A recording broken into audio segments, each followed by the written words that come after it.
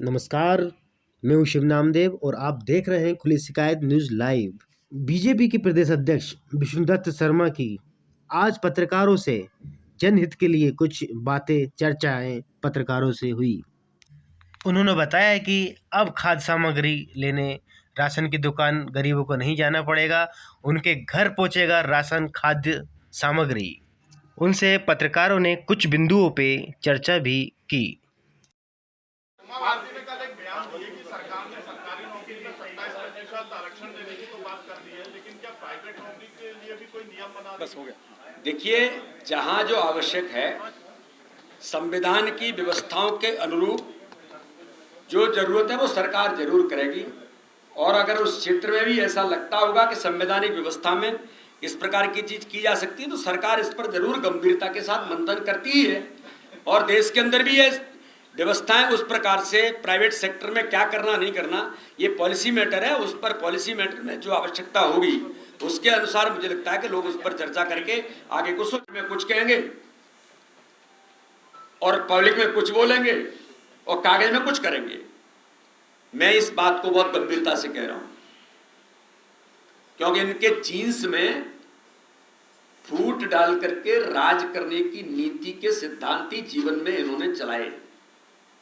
वो कांग्रेस होगी, तथाकथित लोग होंगे या जो नेता हैं जिनके बारे में मुझे लगता है कि जरूरत नहीं है कहने की। आप सब लोग और पूरा प्रदेश इस बात को जानता है। इसलिए समरसता के भाव के साथ ग्राम स्वराज के अधिकार देने का काम भारतीय जनता पार्टी की सरकार ने किया है।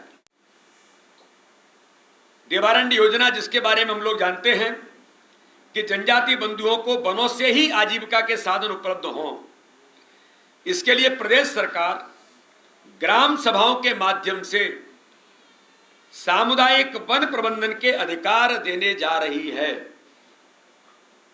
मैं माननीय मुख्यमंत्री जी को पुनः धन्यवाद देने के साथ जनजाति समाज के सभी बंधुओं को इस बात के लिए बधाई देता हूं कि सामुदायिक वन प्रबंधन के अधिकार भारतीय जनता पार्टी की सरकार मध्य प्रदेश के अंदर दे रही है।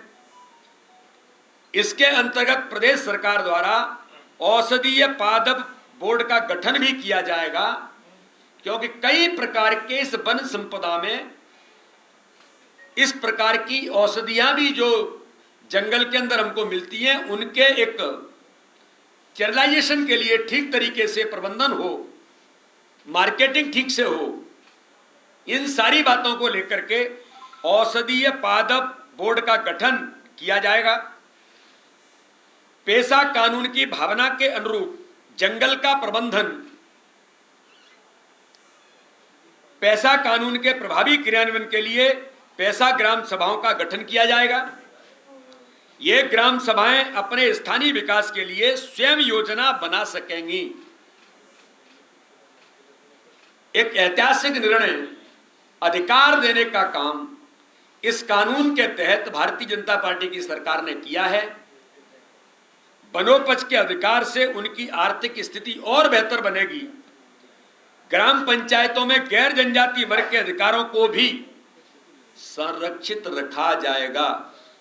मैं इस बात को विशेष तौर पर कोड करके कहना चाहता हूं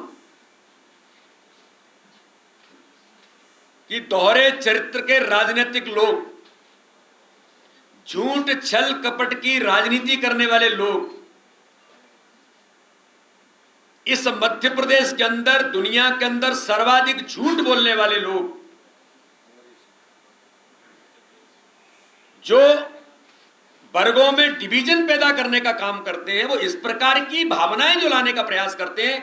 कहेंगे ओबीसी का हम आरक्षण देना चाहते हैं, लेकिन कोर्ट के अंदर ऐसे साक्ष्य प्रस्तुत करते हैं कि 27% पॉपुलेशन ही ओबीसी की है। ये कोर्ट में गजट में प्रकाशित करके कोर्ट के अंदर प्रस्तुत करते हैं और कहते हैं हम 27% आरक्षण दे रहे हैं, जिससे मिले नहीं। और उधर दूसरे वर्ग को कह रहे हैं कि देखो यहां तो ऐसा हो रहा है, आपके अधिकार छीन रहे हैं।